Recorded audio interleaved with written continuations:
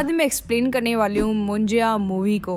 पूरी movie explain करने से पहले मैं बिना स्पॉयलर्स के रिव्यू दूंगी आपको ये मूवी जाके देखनी चाहिए थिएटर में या नहीं देखनी चाहिए। तो फिल्म को देखने से पहले मेरी मुंजा फिल्म को लेके कम उम्मीदें थी, क्योंकि ना तो इस फिल्म का उतना प्रमोशन किया गया था, ना ही फिल्म का टीजर ट्रेलर मुझे उतना इम्प्रेसिव लगा था। लेकिन फिल्म देखते वक्त आई वॉज प्लेजेंटली सरप्राइज्ड, क्योंकि ये फिल्म मेरे एक्सपेक्टेशन से काफी अच्छी निकली। आई हैव टू से कि मैडॉक फिल्म्स ने इस कॉमेडी हॉरर जॉनरे को नेल कर दिया है। फिल्म शुरुआत से ही अच्छा हुक करती है और एंड तक आप फिल्म के साथ बने रह पाते हैं। टेक्निकल एस्पेक्ट्स जैसे डायरेक्शन, विजुअल्स, ये सब भी काफी बढ़िया है और पात्रों की एक्टिंग भी ऑन पॉइंट रही है। वैसे मेरी फिल्म को लेके 2 कंप्लेंट्स भी हैं। पहली कंप्लेंट ये है कि मुंजा का जो वीएफएक्स इन्होंने दिखाया है वो तगड़ा नहीं था। ये आंखों में चुभने वाला वीएफएक्स भी नहीं था, लेकिन इसे अच्छा भी हम नहीं कह सकते हैं। और ध्यान रहे, मैंने कहा है विजुअल्स अच्छे हैं, इसका मतलब ये नहीं कि वीएफएक्स अच्छा है। विजुअल्स मतलब सीनरीज जो मूवी में दिखाए गए हैं वो अच्छे लग रहे थे।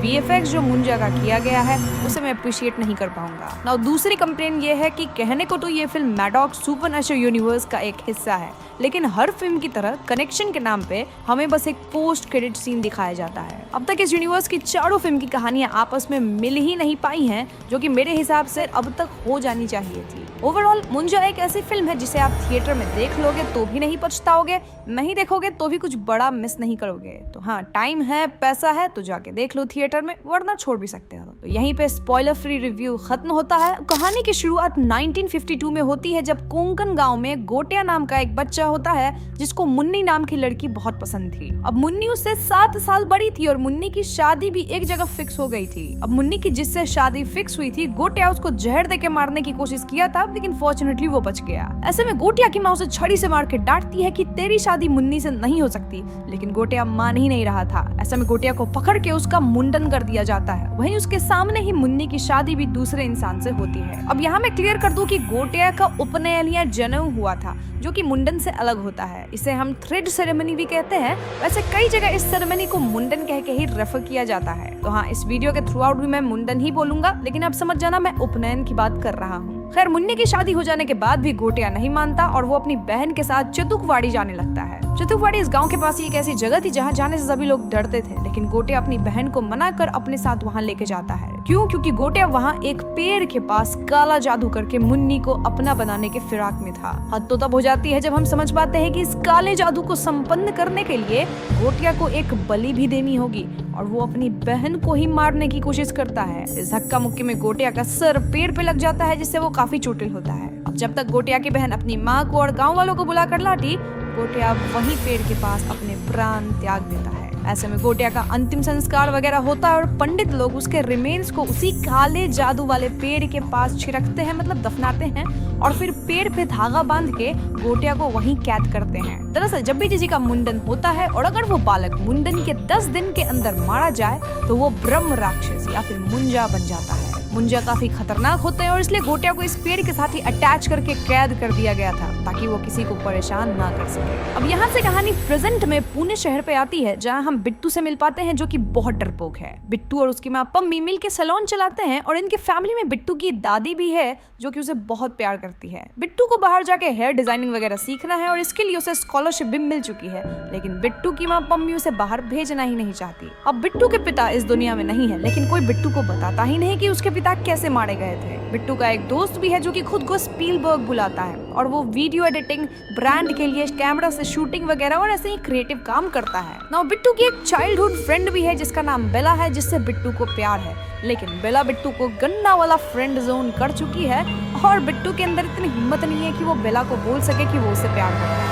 इनफैक्ट देखा जाए तो बेला का एक फॉरेनर बॉयफ्रेंड भी है जिसका नाम है कुबा। बेला जस्ट ने अपना जुम्बा क्लास ओपन करी है जिसका नाम वो कुबेला रखी है। क्यों? क्योंकि कुबा प्लस बेला इक्वल्स टू कुबेला। कुबा तो बेला को प्रपोज करके एंगेजमेंट रिंग भी पहना दिया है दोस्तों। नाउ बिट्टू को अक्सर अजीब नाइटमेयर्स आते हैं जहाँ वो उसी पेड़ को देख पाता है जिसपे गोटिया और वी कैन से मुंजा कैद है। खैर, आगे हम जान पाते हैं कि बिट्टू एक्चुअली उसी गांव से बिलोंग करता है जिसे हमने ओपनिंग सीन में देखा था, लेकिन पम्मी उसे लेकर गांव नहीं जाती, क्योंकि लास्ट टाइम जब ये लोग गांव गए थे तब कुछ हादसा हुआ था जिसमें बिट्टू के पिता मारे गए थे। मोरोवर पम्मी की बिट्टू के पिता के भाई से बिल्कुल ही नहीं, लेकिन इस बार बिट्टू, पम्मी और दादी जी को गाँव जाना ही पड़ता है, क्योंकि बिट्टू के कजन रुक्कू की सगाई थी। अब अब गाँव पहुँचते बिट्टू के चाचा, जिनका नाम बालू है, उनमें और पम्मी में तनाव बढ़ जाता है। बात आगे तब बढ़ती है जब बालू काका चितुकवाड़ी बेचने के लिए दादी जी को पेपर्स पे साइन करने को कहते हैं, लेकिन दादी चितुकवाड़ी नहीं बेचना चाहती थी। दादी का कहना था कि वो जगह शापित है और हम उसे नहीं बेच सकते, लेकिन बालू सुनने के मूड में नहीं थे। बहस में बालू कहने लगते हैं कि आप अपने बड़े बेटे के लिए तो बराबर साइन कर देती, और वो भी तो चितुकवाड़ी बेचना ही चाहता था ना। वहीं जाते वक्त तो वो पानी में डूब कर मारा गया था। अब अगर आप कंफ्यूज हो रहे हो तो यहाँ बिट्टू के पिता की बात हो रही है, क्योंकि बिट्टू के पिता और बालू भाई हुए ना, और बिट्टू की जो दादी है वो इन दोनों की माँ हुई। खैर बिट्टू भी ये सब सुन लेता है और जोश में बालू बिट्टू से कहने लगते हैं कि तुम्हारा बाप वहाँ पे पेड़ जलाने गया था, पागल था वो और पानी में डूब के मर गया। इन बातों से बिट्टू बहुत हर्ट होता है और वो इस जगह से भाग के सीधे चितुकवाड़ी में उस पेड़ के पास पहुंच जाता है। हम देख पाते हैं कि गोटिया, जो कि अब मुंजा बन चुका है, वो बिट्टू को देख के काफी खुश होता है, सेइंग कि मेरे रिश्तेदार आ गए। अब बाकी लोग बिट्टू को ढूंढ रहे थे, लेकिन बिट्टू मिल ही नहीं रहा था, और ऐसे में दादी एक छड़ी निकालती है और सीधा चितुकवाड़ी में उस पेड़ के पास पहुंचती है। यहाँ हम जान पाते हैं कि दादी जी असल में गोटिया की ही बहन है, जिसे गोटिया मारने की कोशिश किया था। जी हाँ दोस्तों, दादी यहाँ अपनी माँ वाली स्टिक लेके मुंजा को डराने आई थी ताकि मुंजा बिट्टू को छोड़ दे, जिसे फिलहाल वो पेड़ के जड़ों से लपेट के पकड़े हुए था। ये छड़ी क्योंकि गोटिया की माँ इस्तेमाल करती थी, तो कहीं ना कहीं गोटिया, जो कि अब मुंजा बन चुका है, उसे इस छड़ी से डर तो लगता था। दादी यहाँ छड़ी से पेड़ पे मार के मुंजा को डरा के बिट्टू को छुड़ा लेती हैं,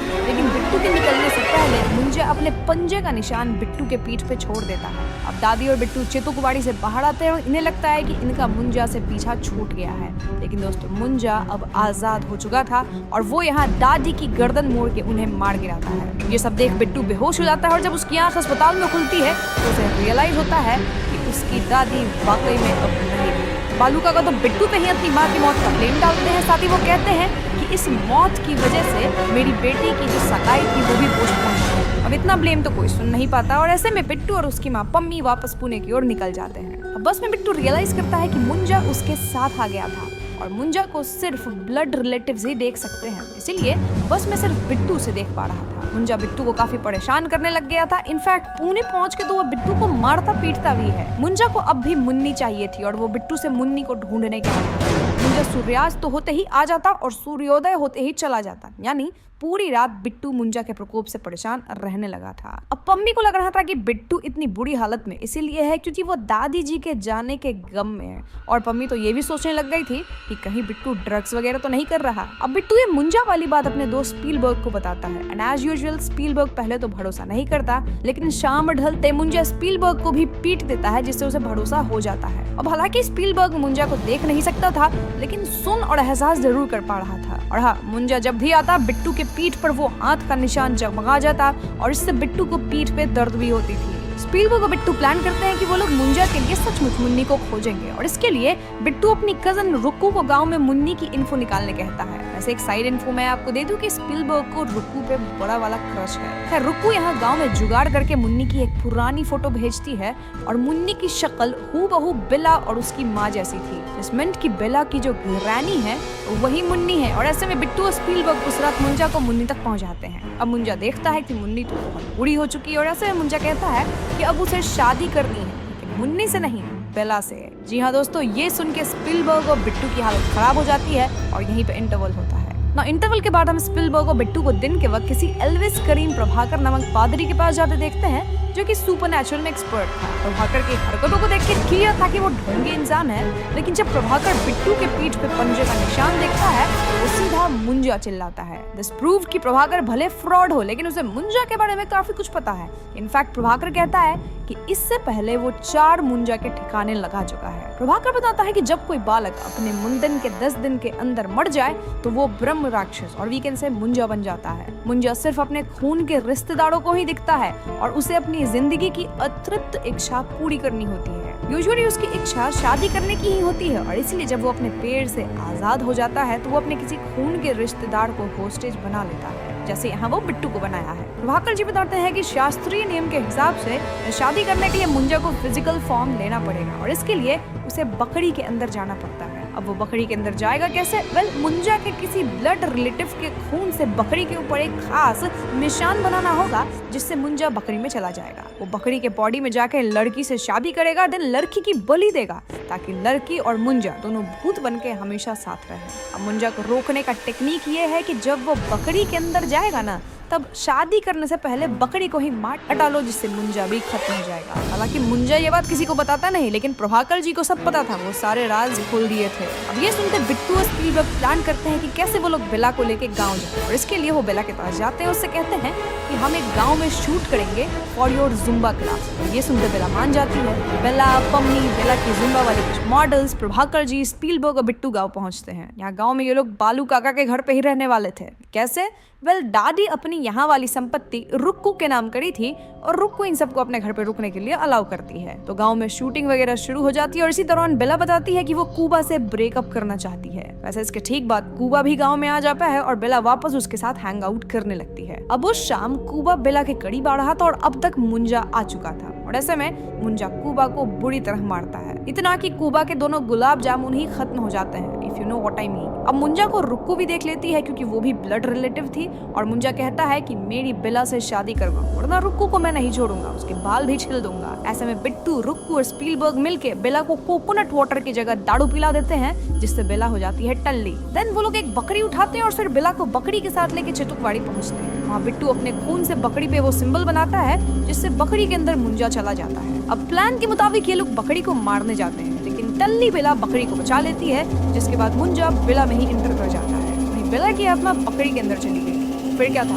पोजेस्ड बेला यहाँ सब पे हमला कर देती है और सभी बकरी लेके किसी तरह चितुकवाड़ी से निकलते हैं। रास्ते में इन्हें बालू काका और एक रिश्तेदार मिल जाता है, जिनका ये बकरी एक्चुअल में था, और बालू काका एंड हिज फ्रेंड इनसे बकरी छीन लेते हैं। ऐसे में ये लोग पम्मी को उकसाते हैं ताकि पम्मी जाके बालू काका से बकरी वापस ले आए, क्योंकि बकरी के अंदर बेला की आत्मा थी। अब इस पॉइंट पे जो पोजेस्ड बेला थी वो भी गाँव आ चुकी थी और वो सब पे हमला करती है। तभी आता है प्रभाकर, जो कि जादुई नमक के घेरे में बेला को कैद करता है। Now the new plan was कि ये लोग बकरी को लेके आएंगे और बेला की आत्मा वापस उसके शरीर में ट्रांसफर करेंगे by making the same symbol. तो अब जब मम्मी बालू काका के पास बकरी ले जाती है तो बालू का कहना था कि वो तो बकरी पका के खा गया। ऐसे में प्रभाकर कहता है कि फिर बेला की आत्मा बालू के अंदर है, तो बालू को पकड़ो और इसके ऊपर खून से सिंबल बनाओ। सब लोग बालू के ऊपर खून से सिंबल बनाते हैं। वहीं पैरदोन में पोजेस्ड बेला रुक्कू को बेवकूफ बना के नमक के घेरे से निकल जाती है। अब यहाँ एक और ट्विस्ट तब आता है जब स्पीलबर्ग बेला वाली बकरी को ढूंढ लेता है। जी हाँ दोस्तों, बालू दूसरी बकरी को खाया था, और ऐसे में एक मोमेंट आता है जब बालू, देन बकरी रूपी बेला और बेला रूपी मुंजिया एक ही जगह पे थे और तीनों पे खून वाला सिंबल था। इसके परिणाम अनुसार तीनों हवा में लेविटेट करते हैं और इनकी आत्माएं ट्रांसफर होती है। इस ट्रांसफर में बेला के अंदर उसकी आत्मा वापस आ जाती है,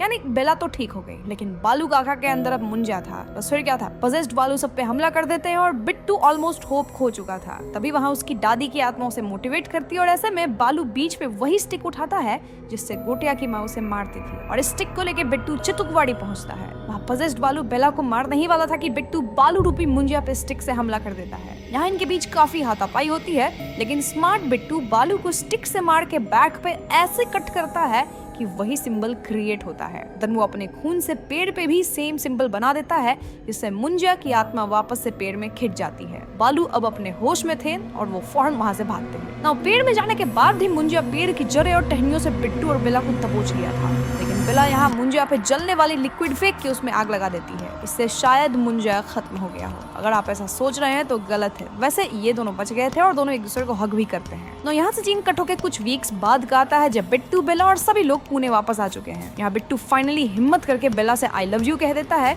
लेकिन बेला तो कंट्री छोड़ के ब्राजील जा रही थी एडवांस्ड जुम्बा सीखने। बेला यहाँ बिट्टू को फ्रेंड जोन ही कर देती है और बिट्टू भी फ्रेंड जोन में ही खुश था। इसके बाद हम व्यूअर्स को एक मोन्टाज दिखाया जाता है जहाँ everyone is doing good, like Prabhakar वापस अपना नकली काम कर रहा है, बेला ब्राजील में एंजॉय कर रही है, स्पीलबर्ग भी अपना धंधा बढ़ा रहा है, बिट्टू भी खुश है, उसकी फैमिली भी खुश है, और बालू काका तो खुद को पेड़ बोल के पानी डलवा रहे हैं। बेसिकली बालू काका का दिमागी संतुलन ठीक नहीं रहा है, कहीं बकरी तो नहीं उनके अंदर। और फिल्म के एंडिंग सीन में हम देख पाते हैं कि कुछ लोग उस पेड़ को काटने लग गए हैं जिसमें मुंजा फंसा हुआ था। दिस डिपिक्ट्स कि जलने के बाद भी मुंजा मरा नहीं है और पेड़ के कटने से वो आजाद हो सकता है। इनफैक्ट इसकी विजन बिट्टू को भी आ जाती है और वो तुरंत स्टिक वापस निकालता है। अब वो काटे गए पेड़ गांव से बाहर ट्रांसपोर्ट हो रहे थे, डिपिक्टिंग कि मुंजा वापस जरूर आएगा। नाउ फिल्म के पोस्ट क्रेडिट सीन में हम जना को देख पाते हैं जो कि जंगल में भास्कर को ढूंढ रहा है। भास्कर तुरंत शायद भेड़िया से ह्यूमन फॉर्म में आया था, तभी तो उसके कपड़े नहीं थे, और जना उसे कपड़े देता है जिसमें मुन्नी ब्रांड की चड्डी थी।